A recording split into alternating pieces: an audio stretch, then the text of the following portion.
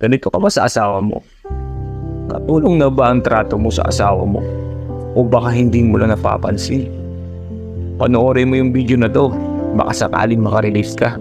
Madam, tama ba? Comment nyo nga.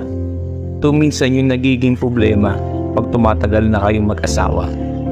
Hindi ko naman nila lahat, pero karamihan. Porkit ikaw yung nagtatrabaho, ikaw yung nagpapasok ng pera sa pamilya, ay dapat wala ka nang gagawin sa bahay.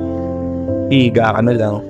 Pinagbihisan mo kung saan mo lang nilalagay. Pinagkailan mo o kahit yung pinagkapehan mo, hindi mo man lang maugasan. Simpleng pagwawalis, hindi mo man lang magawa. Mga simpleng gawain na yun, gawin mo. Oo, walang problema. Malaking bagay yun. Pabuwasan man lang yung pagod ng asawa mo. Oo, pagwawalis lang naman yun eh.